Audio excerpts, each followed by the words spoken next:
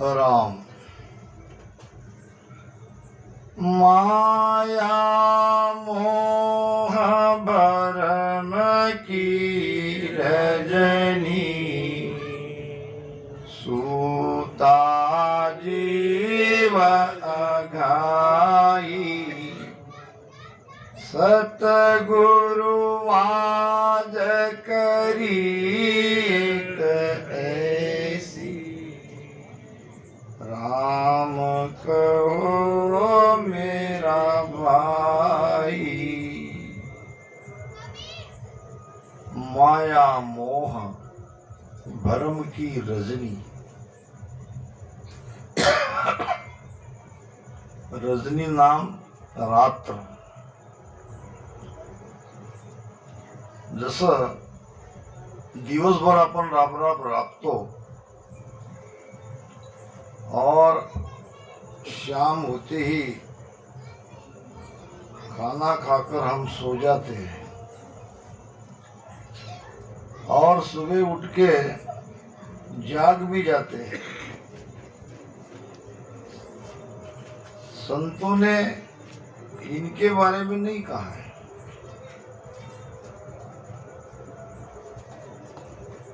महापुरुष फरमाते हैं कि दरिया सूता सकल जागता नहीं कोई, दरिया सूता सकल जागता नहीं कोई, जागन में सो जागना, जागा कहिए जो, जागा कहिए जो। दरिया सूता सकल जग जागता नहीं कोई। महापुरुष फरमाते हैं कि सारा संसार सो रहा है। कहाँ सो रहा है? हमें तो जागे हुए दिख रहे हैं। ये कोई जागना नहीं है। जागना उसे कहते हैं जागन में जो जागना। हमारे मराठी संतों ने भी कहा है, आपुलिया हिताशी असे जो जागता, धन्य तयाचिया माता। हमारा हित, हमारा भला किसमें है, उसके लिए हमें जागना है। तो किस नींद से हमें उठना है कि माया मोह भ्रम की रजनी। हम माया में सूते हैं, हम मोह में सोए हुए हैं, भ्रम में सोए हुए हैं और इस भ्रम से, इस माया मोह की नींद से उठाने वाले हैं सदगुरु। सदगुरु कह रहे हैं कि हे मेरे भाई उठो। वैसे मनुष्य के बारे में ये कहा जाता है कि मनुष्य अपने अनुभव से कुछ भी नहीं सीखता। महाभारत में दक्ष कथा आती है। महाभारत पढ़ा होगा या महाभारत सीरियल सुनी होगी, तो उसमें एक प्रसंग है दक्ष का प्रसंग। एक पेड़ पे एक दक्ष रहता था और जब पांडव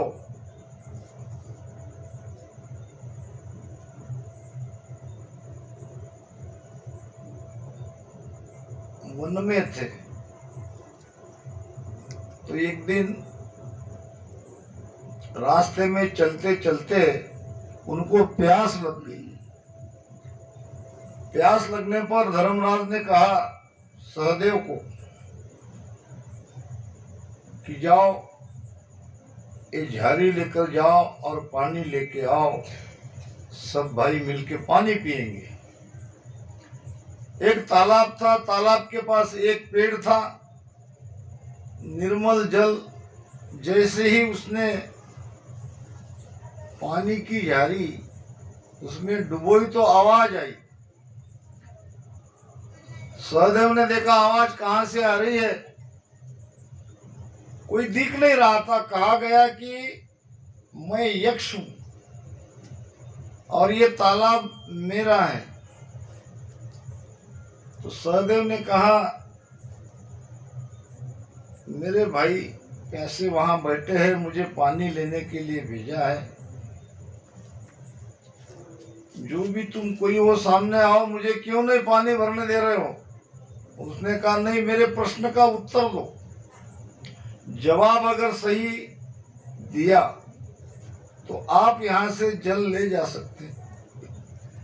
गलत जवाब दे दिया या जवाब नहीं दिया तो मैं आपको मूर्छित करूंगा। अब सहदेव बेचारा क्या जवाब देता, चुप रहा। थोड़ी देर में मूर्छित होकर गिर गया। बहुत समय होने के बाद भाई अब तक जल लेके नहीं आया तो नकुल को भेजा।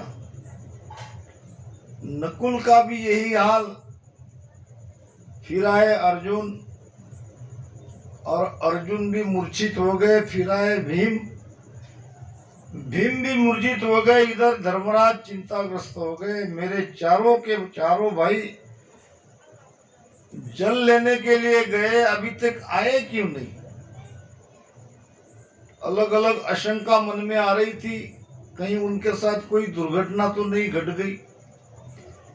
क्या हुआ देखना चाहिए। जब स्वयं युधिष्ठिर आए तो वही आवाज आई यक्ष की। तो युधिष्ठिर ने कहा पूछो तुम्हारे क्या प्रश्न है।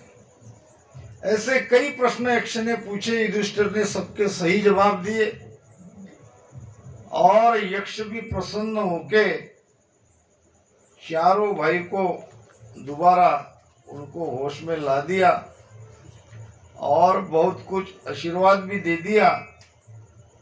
उसमें एक प्रश्न था मनुष्य के बारे में, सबसे आश्चर्यजनक बात क्या है। प्रश्न तो आपके लिए भी है, हम सबके लिए भी है। मनुष्य एक विवेकवान है और इतना विवेकवान रहने पर भी एक आश्चर्यकारक बात यह है कि मनुष्य अनुभव से कुछ सीखता नहीं है।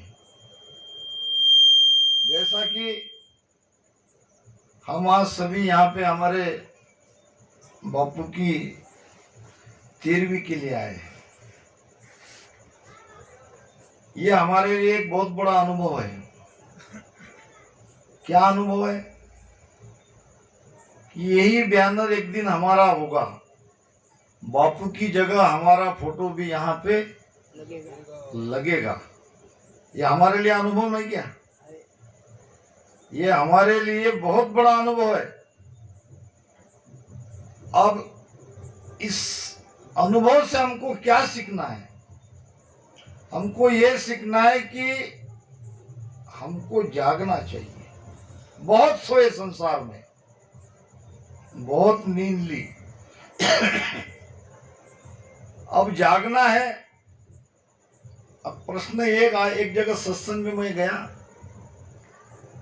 महाराज रामसनी बनने के बाद क्या मृत्यु होती नहीं? ज्ञान तो तुमने बढ़िया दिया, अब खाली इतना बता दो कि अगर हम रामसनी बन गए, राम राम भजन करने लगे, तो क्या हम मरेंगे नहीं? मैंने कहा आपको किसने कहा कि हमें इस मृत्यु लोक में अमर होना है? रामसनी बनने के बाद ये समझ में आता है कि जिसकी मृत्यु होती है वो हम नहीं। अगर हम इस धारा में नहीं आएंगे, ये ज्ञान नहीं सुनेंगे, तो जगत के जैसे रोते रहेंगे, शरीर में ही मोह रहेगा, शरीर के जाने से दुखी होंगे। अब हमें यह समझ में आ गया कि मरने वाला तत्व कोई और है, हम वो मरने वाले नहीं है। अभी तक हमारी ये भूल थी, हमारा अज्ञान था, हमें शरीर को ही अपना मान के बैठे थे। अब ये बात नहीं है। मृत्यु से ज्यादा मृत्यु का भय दुखदाई है, और कोई भी रामसनी के अंदर मृत्यु का भय अब नहीं रहा है, क्योंकि एक दिन तो ये चोला छोड़ना ही है। समय आने पर, श्वासा खत्म होने पर एक दिन सबको जाना ही है, क्योंकि हमारी आयु श्वासा के आधार पे है। बोलत 12, चालत 18, सोवत जावे 30, मैथुन करता 64 जावे, कब सिमरे जगदीश।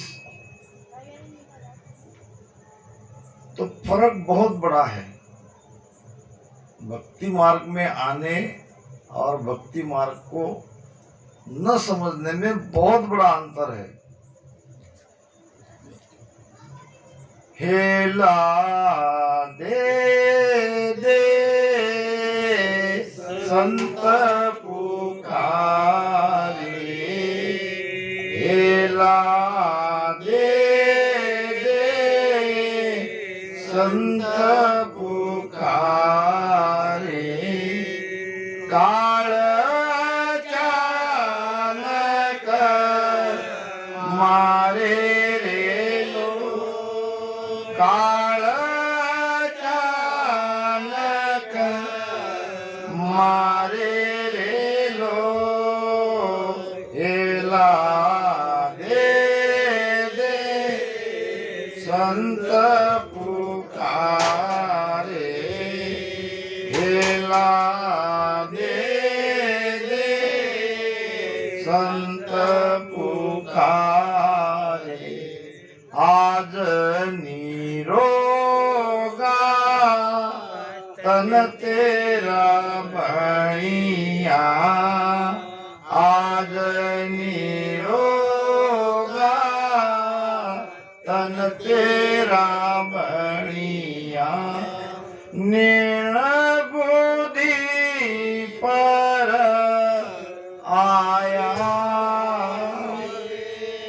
निर्ण बुद्धि पर आया रे, काम पड़ेगा रे कादीन जमसू, काम पड़ेगा रे दादीन जमसू, वादीन खबरा माया रे लो, वादीन खबरा माया रे लो, हेला दे दे संत पुकारे, हेला दे दे संत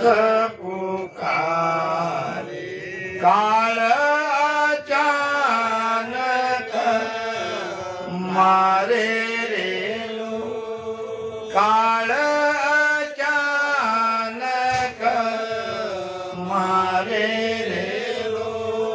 अच्छा एक बात बताओ, ये काल अगर अचानक नहीं मारता तो क्या होता? अचानक अगर नहीं मारता तो जीने का मजा चला जाता, जीने का आनंद ही चला जाता। जब सबको अगर खबर रही थी अपनी मौत कब किस समय होने वाली है, अब वो 10 साल 25 साल पहले क्यों नहीं पता चल जाए, अरे रे मैं तो इस दिन जाने वाला हूँ, अरे रे मैं तो इस दिन जाने वाला हूँ। ये एकाएकी अचानक काल आके झड़प डाल के ले जाता है, एक तरह से ये भी ठीक ही है, क्योंकि संतों ने कहा है कबीरा इस गंदी देह का मत भरोसा जान। ये गंदी देह है। गंदी देह क्यों कहा है? इसमें अगर ऑपरेशन करके देखा तो आपको क्या मिलेगा? इसमें हड्डियां, मांस, खून, क्या है? अंदर कुछ नहीं है। हाड़ मासरो बण्यो रे पिंजरो, हाड़ मासरो बण्यो रे पिंजरो, ऊपर लटकाए दियो चाम जी, बोलो राम जी वो राम जी वो राम जी, ऊपर लटकाए दियो चाम जी, बोलो राम जी वो राम जी वो राम जी। हाड़ मासरो बण्यो रे पिंजरो, ये पिंजरा किससे बना है? हड्डी से, मांस से, और उसके ऊपर क्या लगा दिया है? चाम। चाम यानी चर्म, चमड़ा। और इसको हम कितना गुमान करते हैं, मैं, मेरा, मैं, मेरा। ये शरीर अपना नहीं, ये जगत अपना नहीं, ये रिश्ते नाते अपना नहीं, ना कोई तेरो ना तू काहू को, झूठे चित नहीं दीजे बे। ये सब झूठा है, इसमें चित मत लगाओ, सब पड़ा रह जाएगा।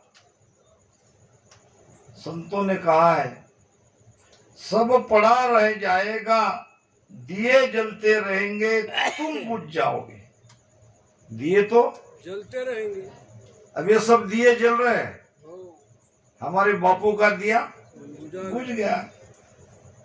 सब पड़ा रह जाएगा, दिए जलते रहेंगे तुम बुझ जाओगे। फूल खिलते रहेंगे, फूल खिलते रहेंगे तुम सूख जाओगे। संसार ऐसे ही चलता रहेगा, शहनाई ऐसे ही बजती रहेगी, तुम नहीं होगे। बाकी तो सब कुछ वैसे कि वैसे ही चलता रहेगा, केवल हम नहीं रहेंगे। जगत तो वैसे ही रहेगा। वसंत भी आएगा, फूल भी खिलेंगे, आकाश तारों से भरेगा, सुबह भी होगी, सांझ भी होगी, सब ऐसा ही चलता रहेगा। एक तुम न होगे, फर्क इतना ही रहेगा, एक हम नहीं रहेंगे, बाकी सब कुछ ऐसा ही चलता रहेगा। ये कौन है जो अचानक प्रकटता है जन्म में? कौन है ये? महाराज ने भी कहा है कि कौन है रे बाबा, कौन है रे बाबा, कौन है, कौन है, कौन है वो तीन लोक में रात रहो है, ऐसी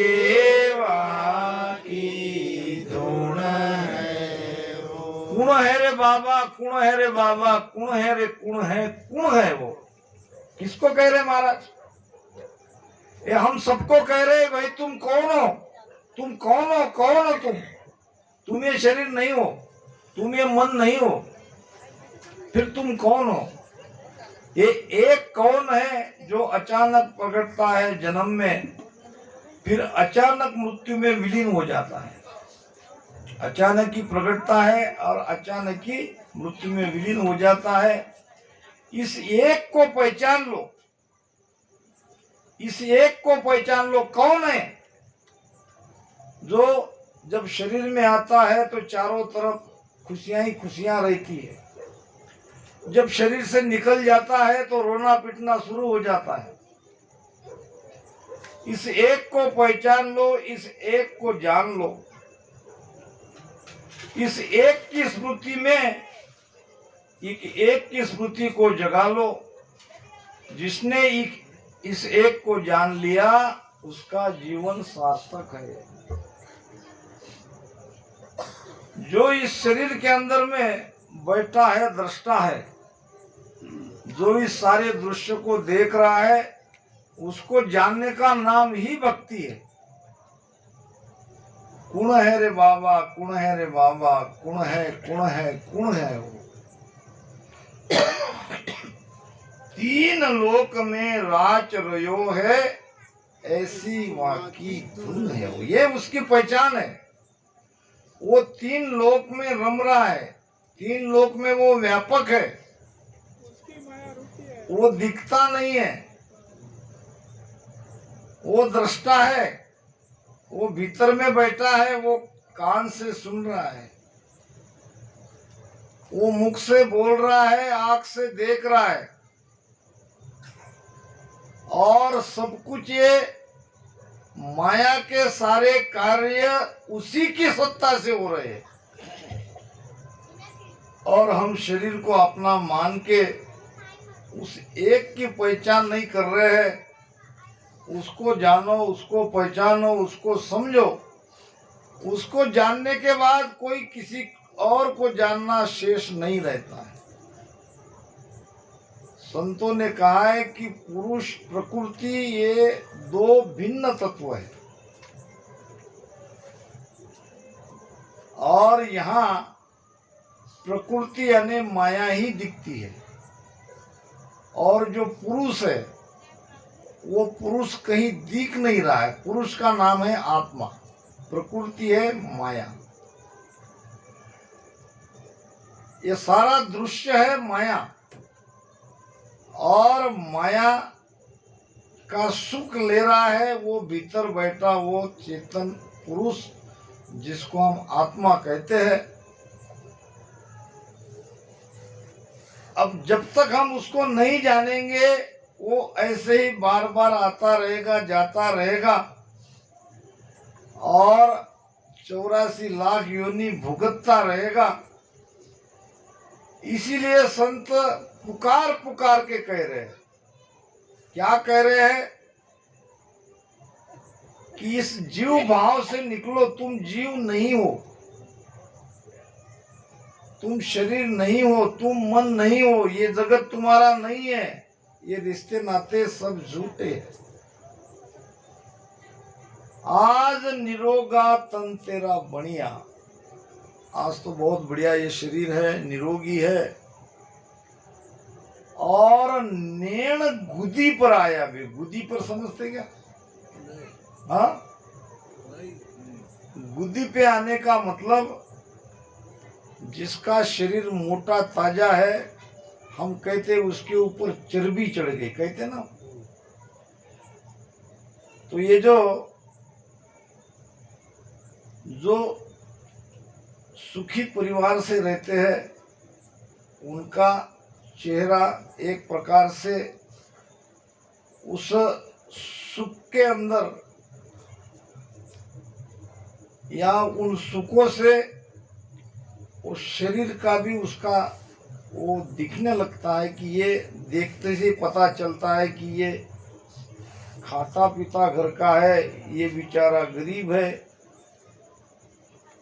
तो ये चमड़ी शरीर की जाड़ी हो जाना, उसमें चर्बी का प्रभाव बढ़ना, तो इसको हम कहेंगे तंदुरुस्त है, ये निरोगी है। मगर ये कितने दिन तक? ये उस पल तक जब तक धर्मराय का बुलावा नहीं आता, यमदूत नहीं आते, तब तक ये शरीर निरोगी है, सब कुछ ठीक ठाक है। काम पड़ेगा रे तादिन जमसू, जा दिन खबरा भाया रे लो, उस दिन पता चलेगा। अब उस दिन पछताने से भी कोई लाभ नहीं होगा, क्योंकि जीव निकलना नहीं चाहता। यमदूत आके 9 द्वार बंद कर देते हैं और सबके सामने ले जाते हैं, कोई कुछ कर नहीं सकता। आज गिनत में कछु न आवे, आज गिनत में कछु न आवे, मन मतवालो होवे रे, मन मतवालो होवे,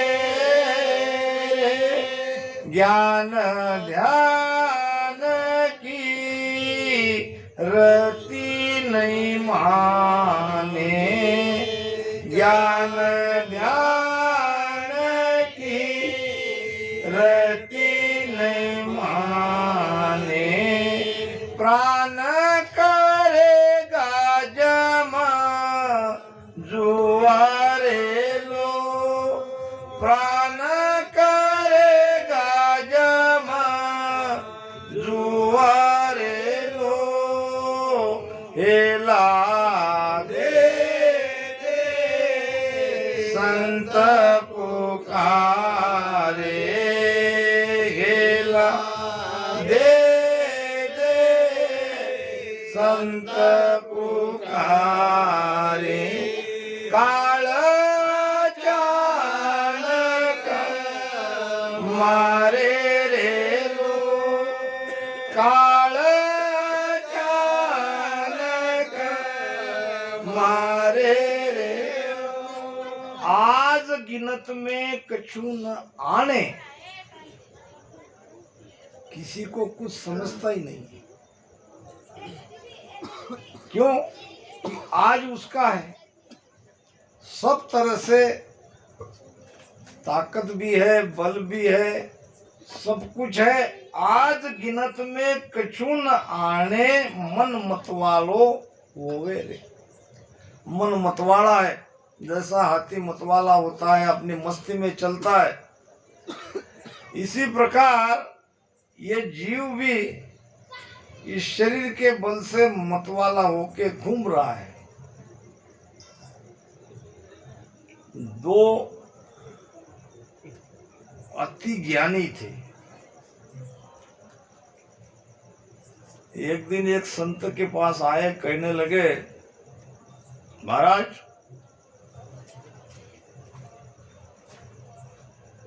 हमको तो लगता है कि भगवान ने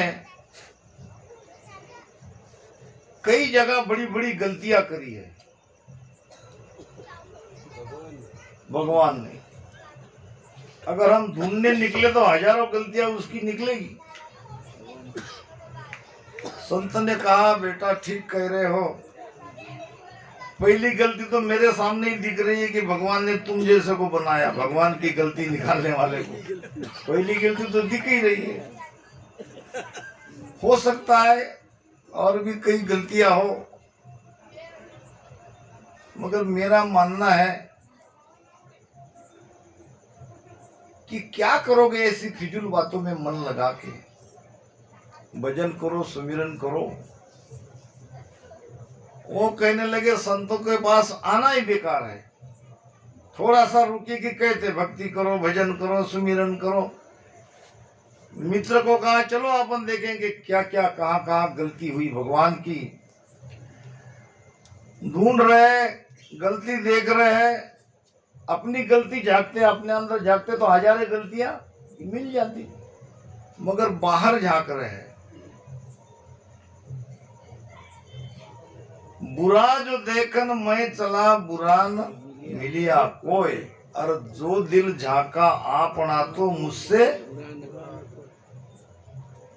अगर भीतर हम झांकते हैं, भीतर की गलतियां निकालते हैं, तो हमसे ज्यादा गलती करने वाला कोई और दूसरा नहीं है। दोनों विद्वान निकले भगवान की गलती ढूंढने के लिए।